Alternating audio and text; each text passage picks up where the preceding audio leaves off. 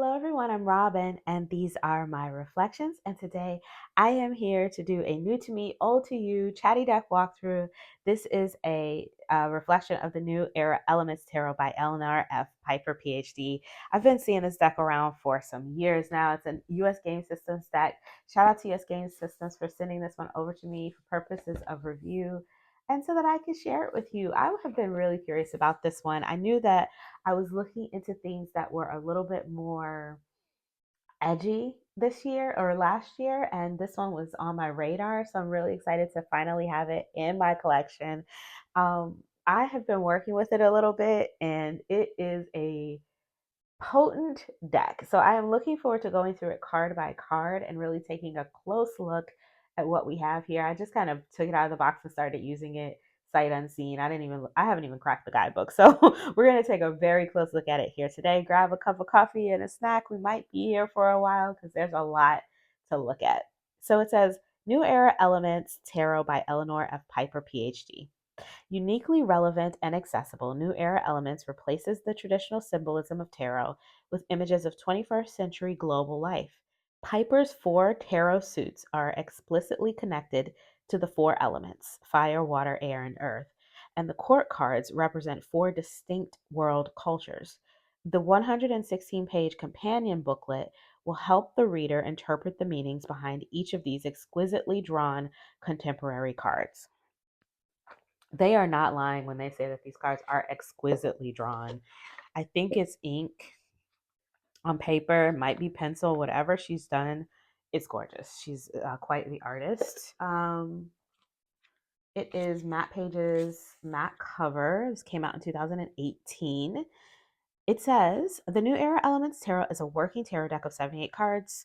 With respect to its tradition, it's indebted to the Rider Waite and the Crowley Harris tarot decks. I could see the influence of a little bit of Thoth in here. I don't know a whole lot about Thoth, but I could see some of that influence in the cards, particularly with the keywords.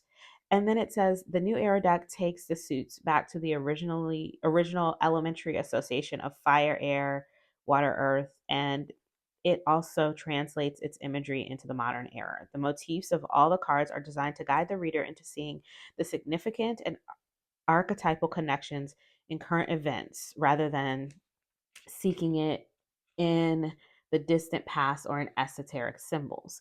Fire, with its powerful dynamic, is ever present in our combustion engines and rockets. The elegance of flying birds can lead us back to appreciating the lightness of thought and deep roots. Sinking into the earth can teach us about the foundations and stability. In keeping with this objective, the court cards were changed from their feudalistic In keeping with this objective, the court cards were changed from their feudalistic appellations of kings and queens to the simple family dynamic of fathers, mothers, sons, and daughters. The cards also try to be more inclusive by featuring people from many ethnic backgrounds. For the pip cards, the decks retains Crowley's designations such as illusion, victory, or gain in order to allow the reader quick access to the general meaning of the card. So that it is Thoth keywords. It says the cards also replicate Aleister Crowley's astrological correspondences. Okay.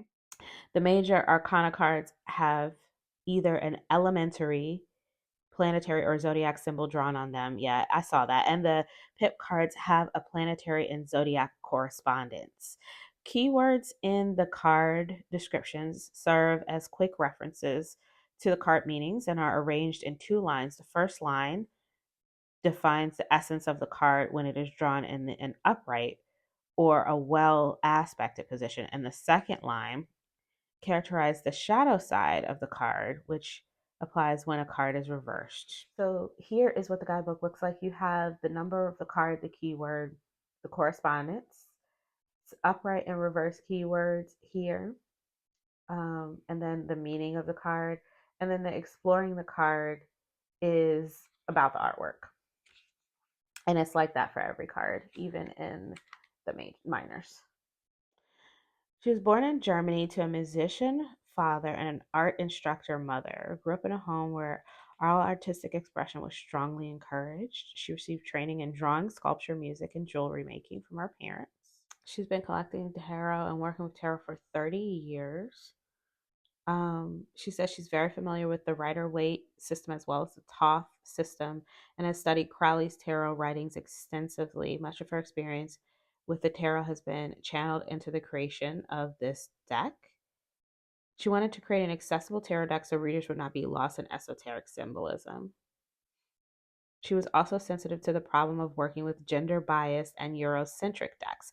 So, a few years ago, she set out to create a deck that would be respectful of the tarot tradition, but would allow readers to tap into a modern and global experience in order to get immediate access to the imagery of each card. Her goal was a deck that would allow readers to transfer their insights from the tarot into everyday occurrences and use their experiences for deeper meaning for deepening the understanding of the tarot and for elemental path work. Okay. So the cards started out at 5.5 by 10.5 original pencil drawings. So these are pencil drawings. They're beautiful drawings. She's got quite the skill. Okay. Let's take a closer look. Here are our backs. And you just have the four aces here. So you can see that you've got the earth, air, fire, the water, fire, air, earth, and there's some other things here. Like it looks like there's a bird there. I'm not sure what this is. And then in the background, you've got like just some texture and stuff. So that is the back. Here's our fool. And you can see the heavily influenced Toph fool here, right? With the alligator and the egg and the baby and the egg. Also find various glyphs and things like you might find like here's the alchemical elemental glyphs. You could also find planetary glyphs, all kinds of things written on the cards. So my eyes caught quite a few things as I was playing with them. So here we have the magus, which would be the magician. I'm not sure. I think he's like a weatherman or a CNN correspondent. I'm not sure what he's doing, but I should probably look at the book. I have the book. Let's look at the book and see what he's up to. It says this is a pitchman, the go-getter who can communicate and persuade, who is always firmly in control. Okay. The stock market graphics behind him. All right, I see that. I can see it. Because so we get like both sides of it. It's like he's a salesman and also he could be a little bit of a trickster. Here's our high priestess, a tarot reader. I was trying to look in here and see, is that the new era elements? No, that's the RWS that she's reading there. And here is our empress. And you can see we've moved to a different part of the world altogether here. The emperor, Abe Lincoln statue. The Hierophant, here we have a monk, but we have so many symbols here for different religions surrounding the central figure here. I think I was watching, was it Julia at Highly Sensitive Tarot? She has this deck and she talks about it a lot, and I'm pretty sure she showed this lover's card and said who it was. No, I can't remember. So let me see. Let me see. It says the lovers in this deck incorporate both the idea of attraction as well as of choice. They're an older couple that has been through the ups and downs of life. They fell in love, but then made the conscious choice to stick it out through the difficult times, sitting under their family tree. The fruits of their life choices are symbolized by the initials of their children and grandchildren. Oh, that's sweet. The Chariot. Just pull it up a little closer. You can see all of the detail. Quite the tank or the armored vehicle here. You can see the explosions in the background. Adjustment is Libra in this deck, so this is going to be the Justice card. I didn't know that Justice was called Adjustment, but I pulled this card in one of my readings that I was using this for, and I was like, oh, interesting. I thought Adjustment was the Temperance card, but in the top deck, but it's the Justice card because it says Libra here, and it's at 8. So we have the Hermit, Virgo. You can see the Virgo here. The Wheel of Fortune. I love the inclusion of this DNA strand here because it's like, you never know what you're gonna get when when DNA is created, when a person is created, you don't know what their DNA is going to be. It's very much left up to chance and how things come together, you know? And it's like, even if the same two people make children again and again and again and offspring again and again, they never get the same combination twice. And I thought that was so clever to put the DNA strand here on the Wheel of Fortune. This Latin phrase, it says in the guidebook, means everyone is the maker of his own fate. His strength is at 11. Here's our Leo card. You can see the Leo glyph up there. The Hanged Man. I was like, look at him. Interesting little card. Here's our Death. And here's Temperance. And they didn't change the name, and I was trying to remember what the Temperance, if it's not adjustment, then is it art that Temperance is for Thoth? Let me know in the comments below. Devil. This is a harsh card. Very, very edgy. The Tower, also very harsh. A lot of this imagery is a little bit harsh, but it's real. You know what I mean? Like, it's not, this is what our world is consisting of. So we have the Star. I have other decks that have resting imagery and harsh imagery. Like, I have vampire decks and zombie decks. That stuff's not real, but this stuff is like, this is real. You know what I mean? So there's the Moon, and here's the Sun. Here we have Judgment, beating his head against the mirror there. And here's the universe, or the world.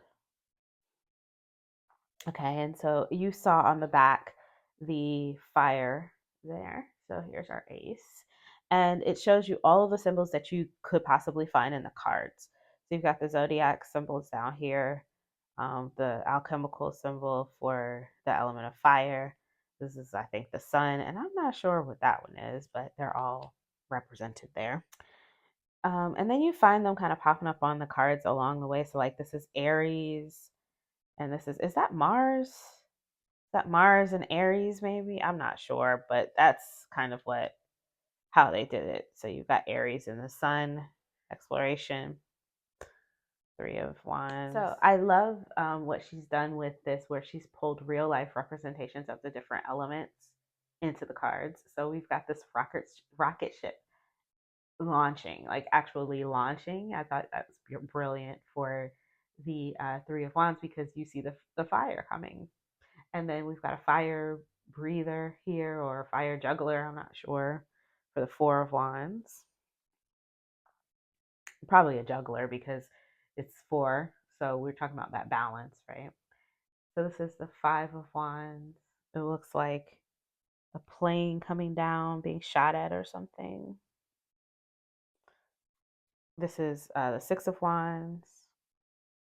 So this is like bursts of energy, that victory, that burst of energy as you come across that finish line. The Seven of Wands, bravery. I mean, first responders, of course. The Eight of Wands, swiftness. And you have these race cars. Nine of Wands, power. And I think we're inside some sort of reactor or some sort of, I don't know. I mean, I feel like these are rockets or something. Let me look it up. Hang on.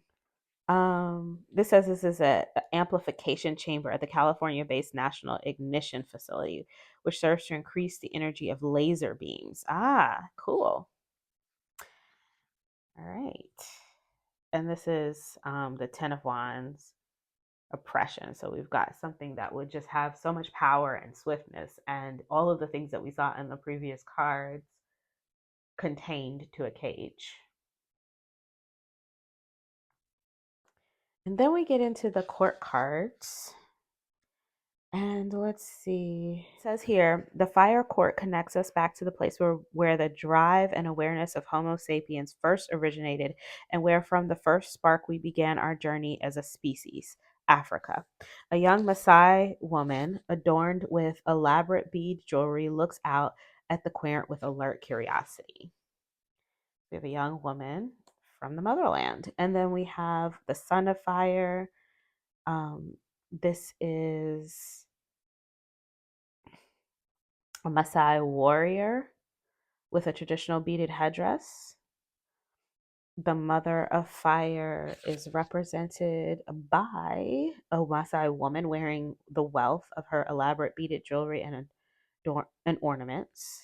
She faces the viewer openly and calmly, but does not smile. Whoever approaches will have to prove themselves to her. And then for the father, he is an older man. His gaze is clear, and experiences have brought him to insight and wisdom. All right, so then we're off into the water.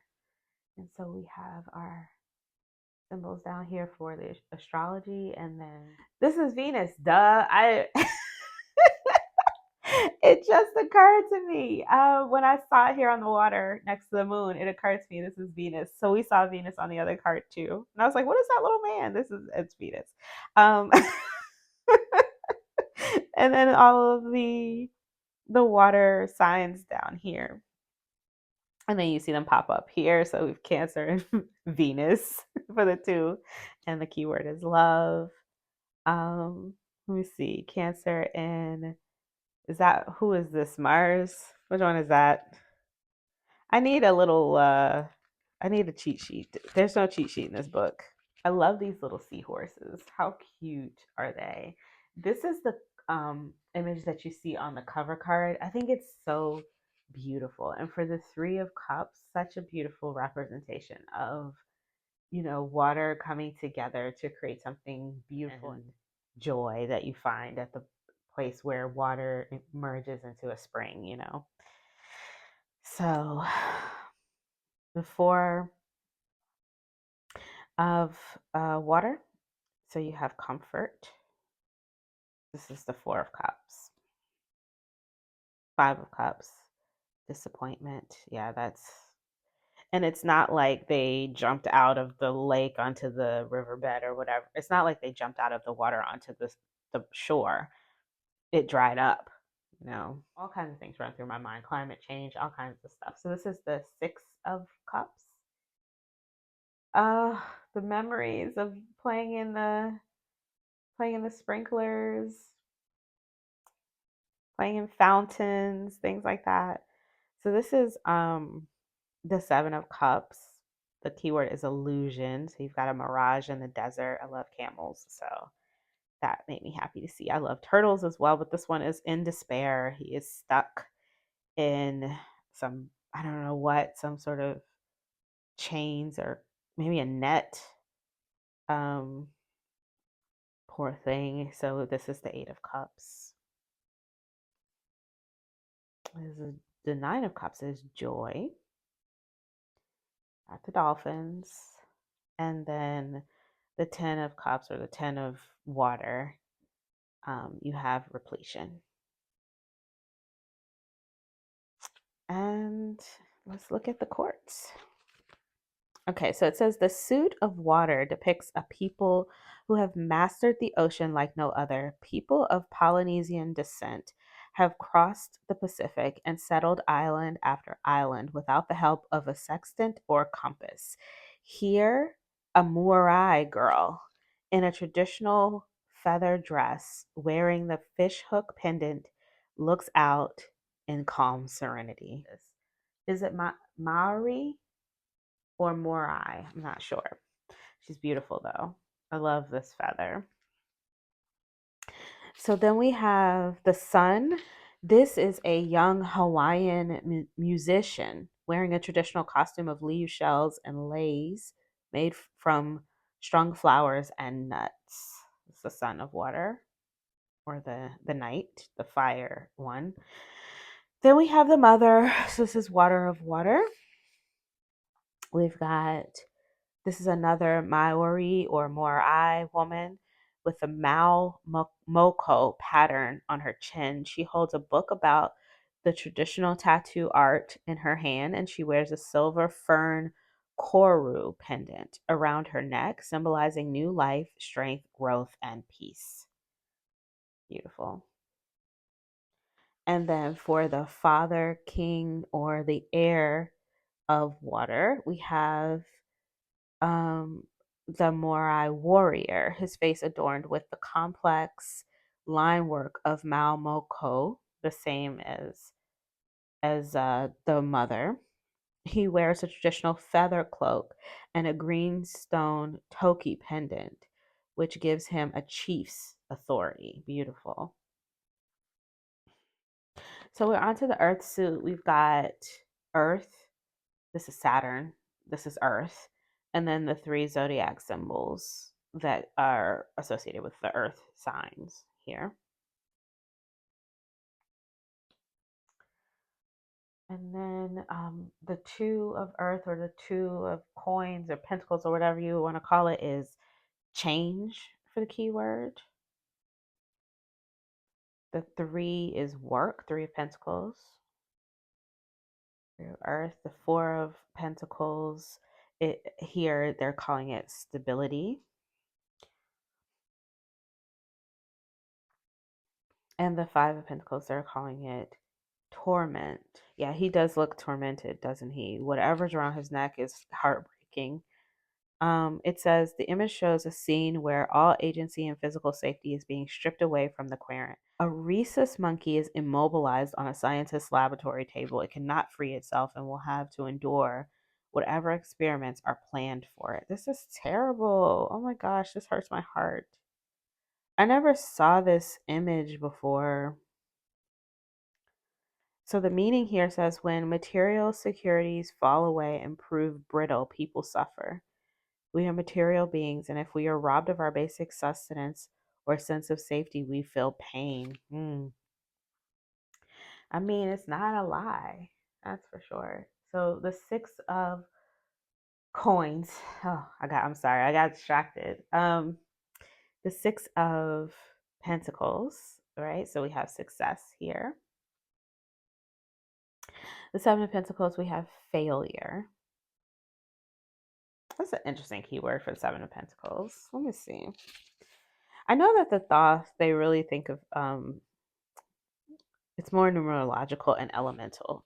So I don't know. It says approaching a project with the wrong assumptions and an unrealistic outlook will result in only one thing: failure. When drawn, this card will prepare you for things to go wrong. The card shows a motif of a hand releasing the neck of a shattered glass bottle. Six additional shards are laying on the ground. Entropy is moving our creations from states of organization to chaos. Isn't that interesting? All right, so we've got the this one is the eight of coins, and it's circumspection is the keyword. And the nine of coins is gain. The 10 of coins is wealth. With all these grapes. And then let's look at the quartz. It says the card symbolizes the earth with the north and with the people who throughout history have probably shown the most interest in the material universe. This one says a young Caucasian woman with rich tangled hair smiles at the viewer. She wears a small ginkgo leaf necklace, and behind her is an abstract pattern reminiscent of wood grain or stone. Ginkgo. I just unboxed I have an Oracle deck. I just got this Oracle deck, the Wild Chorus Oracle, and it has the same leaf. I did not know that was ginkgo leaves. That's so interesting. Now I'm going to be looking that up to see why they put, I already know about the crow because I know the crow is Corvus, but why the ginkgo? I have to look that up now. Sorry, I got distracted. Because I saw this and I was like, oh, that's what that is. Okay.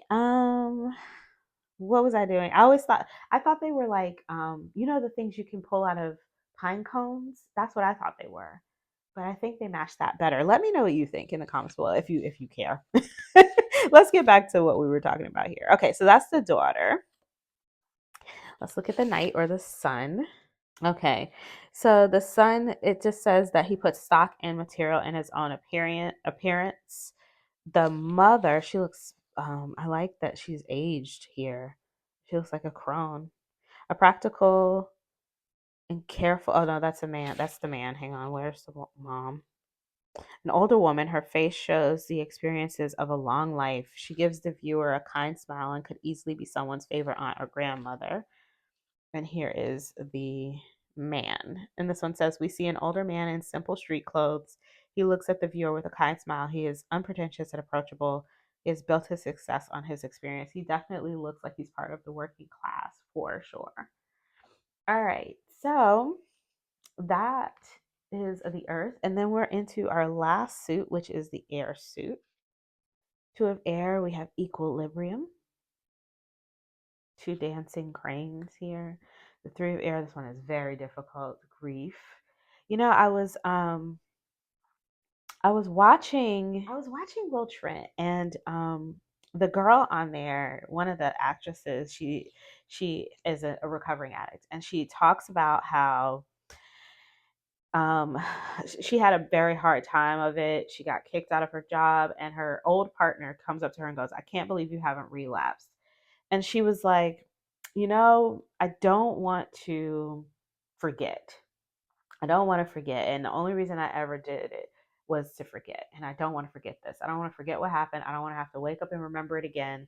And I thought that when I saw that card, because I pulled this three in a reading once.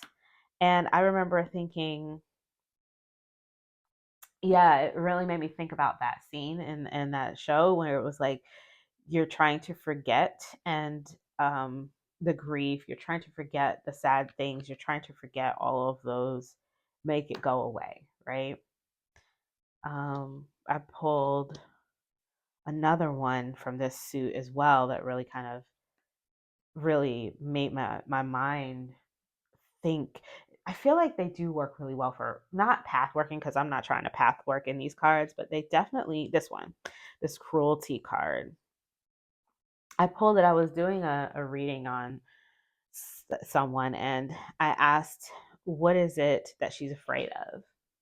And this popped up. And it was like not just cruelty, but maybe the cruelty that people show when your insides are exposed, right? She's afraid of being exposed. She's afraid of being experimented on or taken advantage of, or just, being opened up and vulnerable like this. I thought this was such a potent image for the nine of, because, normally it would just be like she has fear. This isn't a fear card, but a fear of what? There's so much to take from this horrifying image. It's horrifying, but there's a lot to gain from it, right? In a reading. So this is the 10 of swords. And then let's look at the suit. The court cards.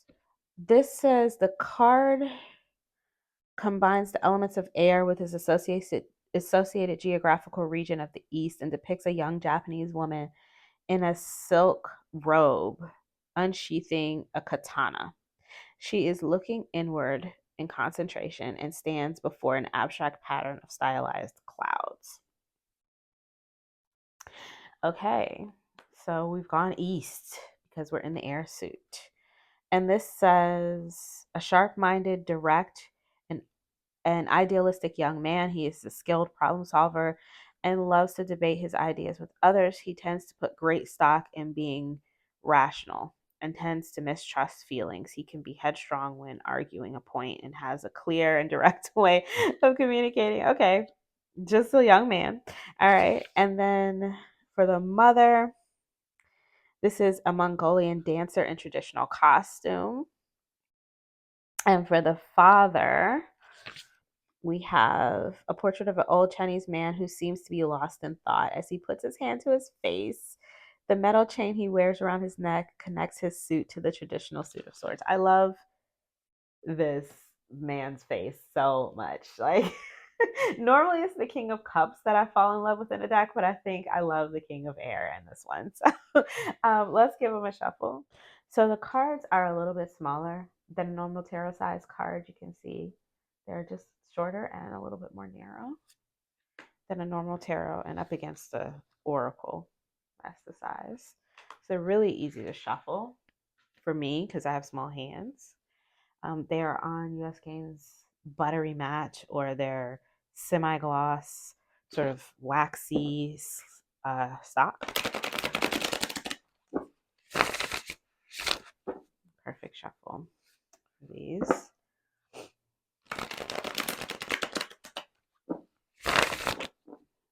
And overhand is nice and slippy, but it's has that wax coating, so it's slippy, but it's not going to jump out of my hands or slide out of my hands, you know. It's really quite the perfect stock. All right, let's read for, oh, yay, I already read him, but I love him. Let's read something else. We already read about him. We love him. Pulling all the court cards. I read most of them. Look at this, another one. Isn't this interesting? Let's see what we have. What do we get here? All right, I read that one already too. All right, let's read for the Emperor. Oh, goodness. Okay, here is the write-up if you would like to read it for yourself. There's one more page here. Okay, it says, correspondence, Aries. Upright keywords, the principle of patriarchy, power, victory of man over nature, science, structure, and order or reason. The negative keywords here, aggression, tyranny, control, and domination of others, hang-ups about one's father or men in general. Meaning, as a card, the Emperor signifies the male order of things. It stands for civilization, laws, science, hierarchy, and power. The willingness to lead, to take responsibility, to provide, and to protect the weak are also attributes of this card. Exploring the card. The Lincoln Monument in Washington, D.C. serves as an emperor for this deck. The card brings to bear contrasts between male and female, race, power, and animate versus inanimate. The Empress cares about her own flesh and blood. The Emperor will sacrifice others' mothers' children to serve his vision. Other mothers' children to serve his vision. It says Lincoln's seat has two fasces supporting his hands. These bundles of reeds were carried before Roman officials to mark their status. Fascism derived its name from this tradition. This points to the card's shadow message that the emperor will destroy anyone who dares to challenge his power. Isn't that interesting? I like this deck. It reads well and it doesn't mince words, and I like that about it. So you'll have to let me know what you think. If you have this one, I know it's been out for a while. I am in love with the court cards. I love their faces. I love the emotion that she captured in the drawings. The elemental representations of the cards, but in realistic ways, really give me something to work with as far as storytelling in a deck. And also thinking about like really grounding a reading into something very realistic, very real, very sharp and poignant. I think this deck is good for is that sort of inspiration as well. I really like this. I'm so happy to have it in my collection. I also really love the size of it. It feels really good in my hand. It just feels like it feels right. It feels like tarot. So that's the new Era Elements Tarot. Currently, I think it's on sale right now at US Game Systems, but I don't know when you'll see this video. So yeah, I'll put links in the description box below where you can pick it up for US Games and Amazon. Yeah, check it out. This is cool. It's intriguing and it's a little bit, if you just want something just a little bit different, you know what I mean? Like it's not quite Thoth, it's not quite RWS, but it's interesting. And it can be leading and it might be a little bit harsh, especially if you're reading for someone else. Like if you're reading for a clairant that can see the cards. But if you're not reading for anybody who can see the cards, I don't know. I mean, I feel like it kind of will get to the down and dirty bottom of a reading. You know what I mean? But you don't want to scare people. You don't want to scare people. So let me know what you guys think of this one. If you have it, how do you use it? What have you been doing with it? If you have thoughts, share them in the comments below. Like I said, links will be in the description box below.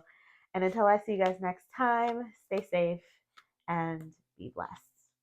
Bye.